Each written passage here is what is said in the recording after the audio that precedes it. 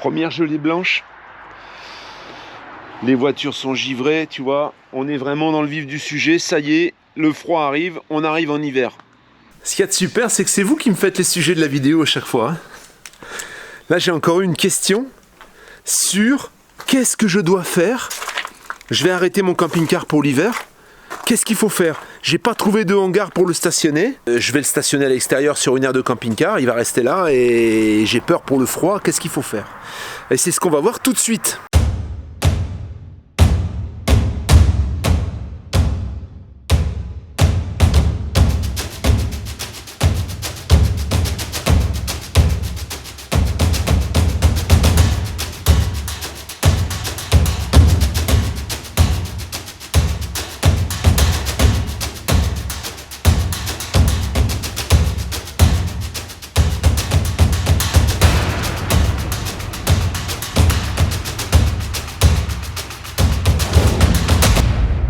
En termes de protection déjà, c'est assez compliqué d'aller laisser un soplaire quand ton véhicule est stocké dans un endroit qui n'est pas privé, parce que tu peux te le faire dérober, on ne sait jamais. Le sympa, ce serait de mettre un soplaire. Ils font également des petites chaussettes d'essuie-glace. Tu pourrais très bien également mettre une chaussette pour éviter que l'essuie-glace ne se dessèche. Sinon, tu lèves les balais, tout simplement. Pour éviter qu'avec le gel, il colle et puis que tu aies les remplacer ensuite quand tu vas sortir ton véhicule de l'hivernage. Moi, ce que je fais, je ferme tous les occultants. Au moment où il faut l'arrêter, je pense que l'adroit, ce serait de fermer tous les occultants. Il y en a certains, mais alors là, ça, il faut que ce soit stocké dans un endroit privé, qui mettent le véhicule sur cale. Ça évite aux pneus de rester écrasés, inactifs pendant plusieurs mois. Et du coup, ça évite aux pneus de s'user prématurément. Aujourd'hui, avec les pneumatiques qu'on fait, c'est quand même assez rare qu'on ait des fissures dues à ce problème. Mais bon, éventuellement, pourquoi pas. Si tu as la possibilité de le faire et que tu es dans un endroit privé, tu peux éventuellement le faire. On va vidanger tous les réservoirs, eau propre et eau usée. On va également, mais ça se fera logiquement, automatiquement, quand la température descendra en dessous de 3 degrés si le chauffage n'est pas allumé. Donc sur celui-ci, par exemple, le Truma est ici. Voilà, on a le Truma qui est ici. Et là, à la base du Truma, on a la vidange. Ici, ça c'est la vidange de la chaudière. Ça veut dire que ça va vidanger toute l'eau. Alors ça le fera automatiquement en dessous de 3 degrés. Tu vas veiller bien sûr à tout ce que tes portes de soute, toutes les petites portes, la porte de la cassette, ce soit bien verrouillé. Avant ça, tu vides ta cassette bien sûr, tu la vidanges, tu la rinces et tu la remontes ensuite vide. Parce que sinon, au moment où tu vas prendre ton camping-car, ça va pas sentir bon. À l'intérieur, qu'est-ce qu'on va faire? On va couper le tableau électrique bien sûr. On peut même éventuellement, si on n'a pas de panneau solaire, on peut même débrancher la batterie cellule. Parce que si tu n'as pas de panneau solaire, la batterie cellule, elle va forcément perdre en charge durant l'hiver. Tu peux même la démonter, la récupérer, et la rentrer chez toi et la laisser en charge perpétuelle.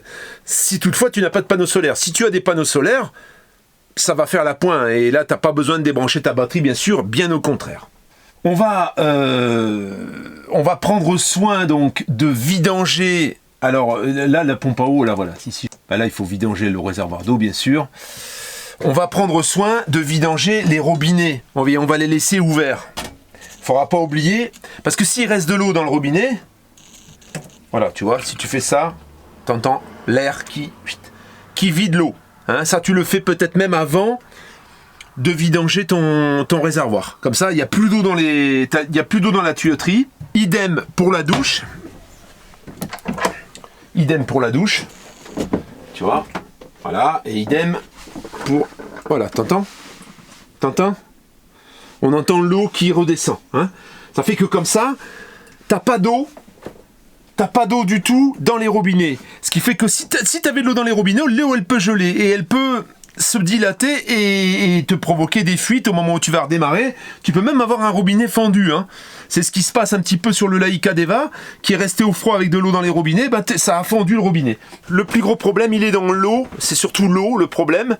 Le reste, voilà, fermer les occultants, ça c'est pas mal parce que ça évite de laisser passer le froid. Alors il y en a, ce que tu peux faire également, et il y en a qui le font d'ailleurs et c'est assez efficace, c'est d'acheter un pain anti-humidité et de le coller quelque part pour que ça puisse absorber l'humidité, parce qu'on a toujours de la condensation dans un véhicule. Hein.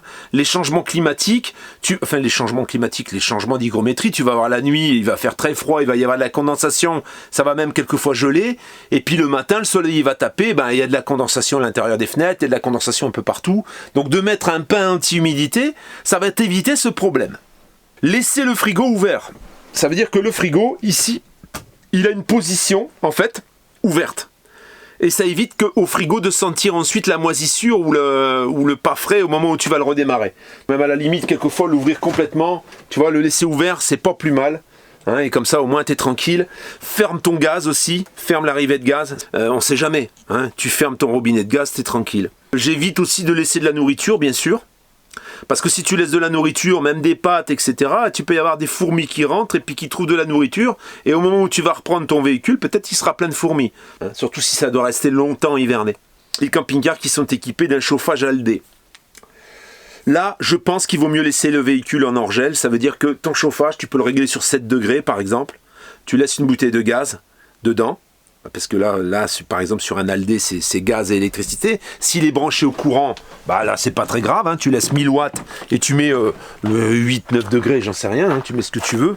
L'essentiel, c'est que ça descende pas trop bas. Et tu laisses tourner donc ta chaudière. Ta chaudière se mettra en route au moment où le chauffage va descendre, la température va descendre en dessous d'un certain seuil.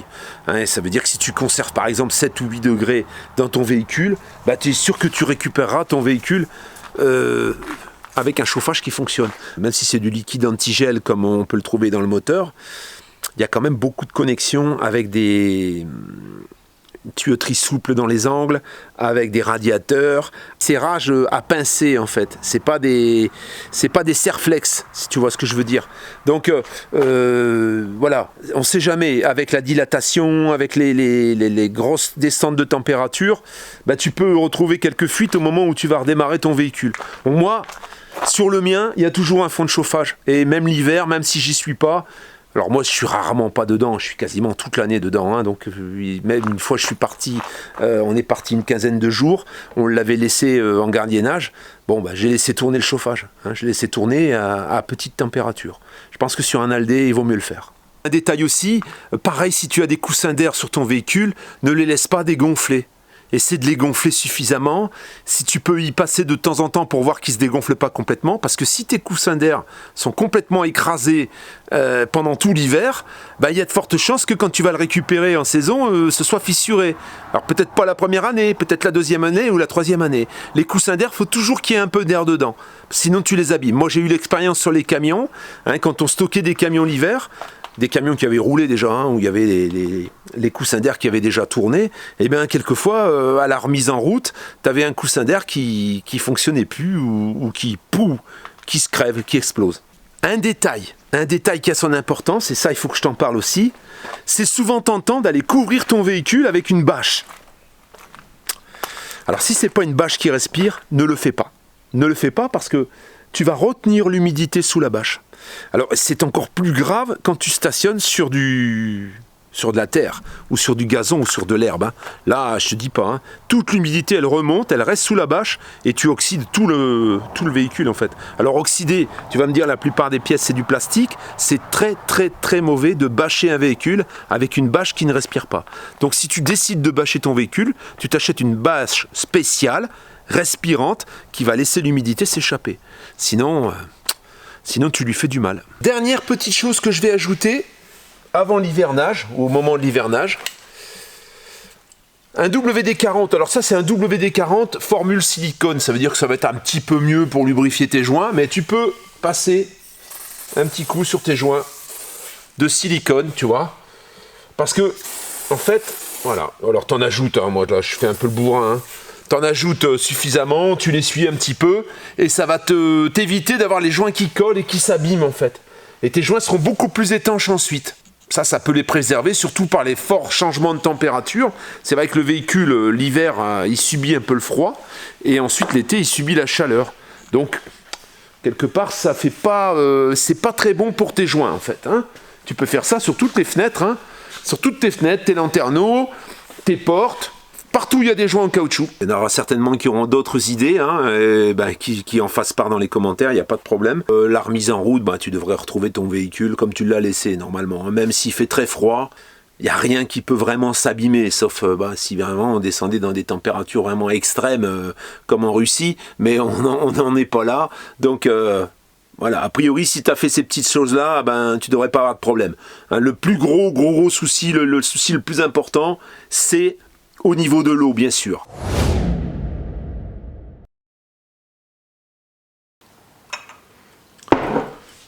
Coucou la famille, on renie pas sa patrie.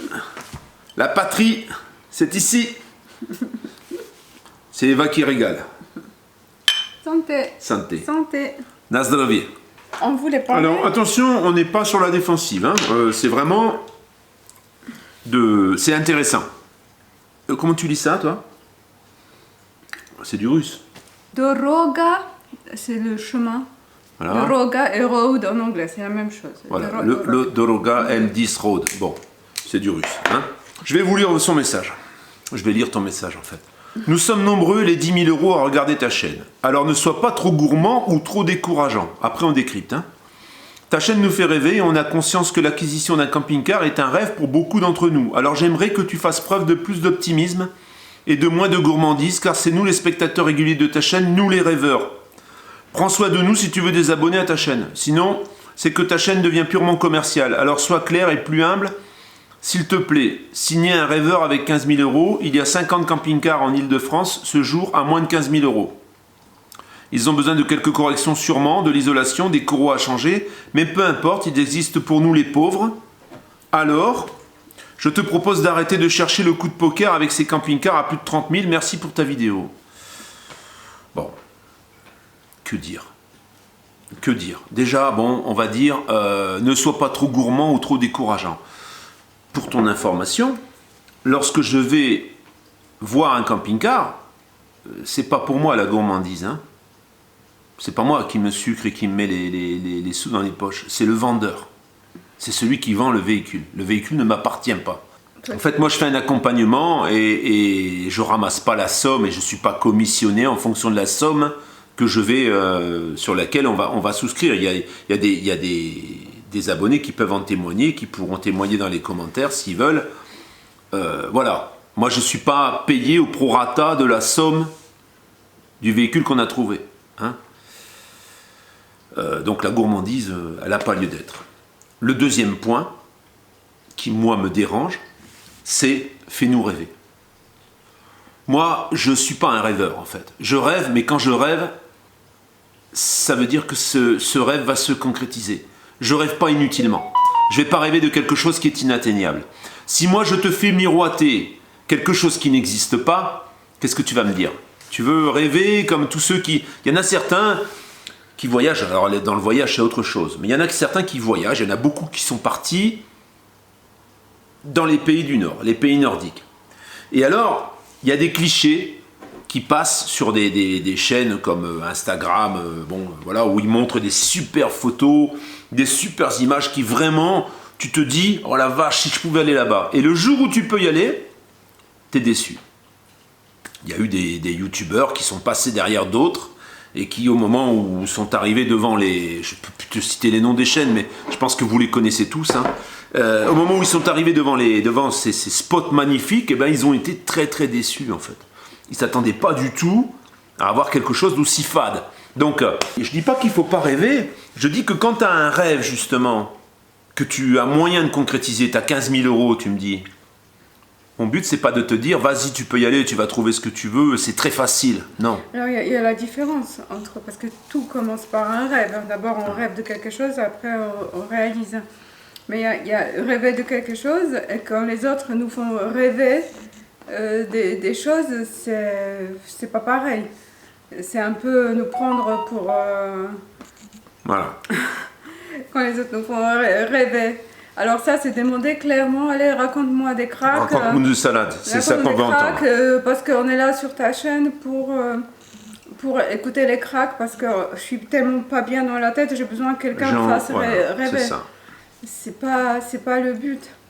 Moi, ma démarche, elle est d'ouvrir les yeux aux gens et de ne pas leur raconter de conneries. je ne cherche pas le coup du siècle, mais ce que je veux, c'est que quand la personne qui m'a fait confiance achète ce camping-car, elle soit déjà dans la réalité au niveau de l'achat. Je ne veux pas lui faire rêver et la suivre inutilement pour rien, hein, ce n'est pas mon but. Et je veux qu'au moment où elle l'ait acheté, je ne cherche pas le coup du siècle. Je veux qu'au moment où elle a acheté ce véhicule, elle puisse le revendre le lendemain au minimum au prix qu'elle a payé. Pour être sûr que si elle se trompe de voie, elle ne perd pas d'argent. Voilà. Hein, faire rêver, c'est pas mon boulot. Hein. Je suis désolé, moi je ne suis pas là pour faire rêver. Hein. Moi, ma vie, elle est faite d'embûches, de difficultés que j'ai surmontées sans qu'on me fasse rêver. J'ai pas besoin de ça. Hein. Alors, tu vas me dire, tout le monde n'est pas comme toi. Je suis reparti de zéro. De zéro. Hein, je dis bien de zéro. Et voilà. Et les rêves, je les fais en fonction. J'ai des rêves dans la limite de mes moyens et de mes possibilités. Ça augmente tout le temps, ça évolue avec le temps, mais je ne vais pas essayer de rêver sur l'inaccessible, sur quelque chose que je ne pourrai jamais avoir. C'est ce qu'elle a dit en fait. Et puis si je pensais, si Pascal dit ah oui, 15 000, vous pouvez avoir des super camping-cars et tout, et il y a plein de gens qui vont arriver vers lui, allez, trouve-nous un camping-car à 15 000 ou 10 000, il va dire ah non, ça c'est délicat, difficile, ça serait pas cohérent. Sans côté que je dis que ça existe, et puis je l'ai montré, le camping-car de Daphné, ça existe, les affaires. C'est des perles. Mais c'est un coût sur je sais pas combien. Il faut être réaliste. Si moi je te dis, vas-y, on trouve des camping-cars à 10 000. Alors toi tu me dis, tu as trouvé 50 camping-cars en Ile-de-France à moins de 15 000 euros. Va les voir. Va les voir. Un jour je vais m'amuser, moi. Ça c'est un truc, j'en ai parlé à Eva, je vais le faire en fait. Je vais repérer une dizaine de camping-cars à moins de 15 000 euros autour de mon point de chute. Et je vais aller les visiter. Je peux te dire que derrière, c'est pas sûr qu'ils les vendent. Hein. Mais je vais aller les visiter et je vais à chaque fois essayer de ressortir pourquoi je ne vais pas faire affaire en fait. Pourquoi je ne vais pas le prendre. Et comme ça te montrera un petit peu sur la quantité de camping-cars, combien sont valables. Combien on peut acheter. Parce que c'est pas qu'une histoire de courroies et de conneries et de petites bricoles. Hein. Un camping-car, c'est pas juste un châssis avec un moteur. Il y a toute la structure derrière. Voilà, on ne peut pas dire, oui, il y a des choses qui sont irréversibles dans les dégâts dans un camping-car. Il y a des choses il faudrait reconstruire le véhicule complètement pour qu'il soit valable. Demander à quelqu'un de nous faire rêver, c'est comme si on demandait de vivre dans un déni. Ben voilà, il faut vivre dans la réalité. Le rêve... on nous fait assez vivre dans le déni, dans ce monde. Vous voyez la mentalité des gens de nos jours, ils demandent allez, montez-nous, faites-nous miroiter des choses. Et c'est ça l'équivalent, ce qu'on voit à la télé, les téléréalités, toutes ces bêtises, on nous fait miroiter, et puis il y en a qui en demandent. Prenez-nous pour des cons, en gros c'est ça. Hein. Alors il y en a sur YouTube, il y a des familles, par exemple. Il y a des gens qui montrent une famille. Ils sont dans un camping-car ou dans un véhicule, tout va bien, tout est toujours tout rose. Et ils te montrent que la partie, en fait, rose. Ils ne te montrent pas le reste. Et puis, j'ai vu des chaînes YouTube, comme par exemple Gilles et Clem, ils montrent aussi le mauvais côté. Ça veut dire qu'ils montrent aussi que quelquefois, ils s'arrachent les cheveux, quoi. Ils ont des problèmes. Et c'est ça la réalité. La réalité, elle n'est pas de vous partager quelque chose qui est faux. Il faut vous montrer la réalité, parce que rien n'est facile dans cette vie. Hein. C'est ce que moi j'essaie de faire, et je pense que je vais pas, j'ai pas envie de gagner plus d'abonnés parce que je raconte des conneries. Hein. Ça m'intéresse pas ça. Hein. Moi j'ai envie de raconter la réalité. S'il y a un truc qui va pas, ça va pas. Si ça va, c'est tout. Je vais pas vous raconter des conneries pour pouvoir gagner des abonnés, tu vois. Tu auras beaucoup plus d'abonnés, tu dis, dans ton commentaire, tu auras beaucoup plus d'abonnés si tu continues à faire rêver les gens, parce que sinon les gens s'abonnent pas. Bah ouais, mais bon, je suis désolé. Hein. Je pense qu'il y a une grande partie des gens qui me suivent qui attendent ça de moi. Ils attendent que je dise la vérité. Ils n'attendent pas que je raconte des conneries. Voilà. Ou que je fasse rêver inutilement. Et ça mène nulle part de faire rêver les gens inutilement. Il y a un moment, ils se rendent compte de la réalité et se disent, il nous a bien banané ce con, tu vois. C'est sans rancune, hein. Mais bon, voilà, quoi. C'est vrai que le moment où on lit ce commentaire, pour moi, c'est désolant. de lire ça. D'accord, t'as 10 000, d'accord, t'as 15 000. Moi, je te méprise pas du tout. C'est pas du mépris. J'essaie de te mettre les choses, j'essaie de te dire que ta recherche, elle va être compliquée. Ça va pas être facile comme tu le crois. Parce que si tu vas voir le premier véhicule et que tu te fais bananer, si personne ne t'a mis en garde, tu penses que, bon voilà, tu regardes un peu, tu te méfies pas, ben tu te fais avoir. Et après, tu as perdu 10 000 balles. Hein. C'est encore plus grave. C'est encore plus grave de faire rêver des gens qui n'ont pas les moyens. Yes, we can. Yes, we can. Enfin, voilà, c'était une petite parenthèse. Je me rends compte que les gens, en fait, ils sont friands de rêves.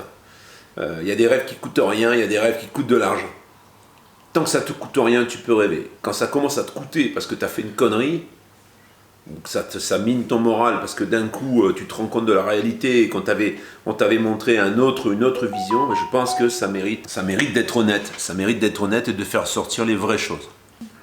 Ça, c'est pas contre toi. Regarde. Tu vois ? Ça y est, tu vois, il y avait deux coutures. Il y avait une couture, excusez-moi, peut-être vous allez pas. Ah, vous allez faire. C'est un doigt zombie. Il y avait une couture ici, une couture ici, une couture ici. Il y avait 5 points au total. Ma petite infirmière, alors je suis arrivé.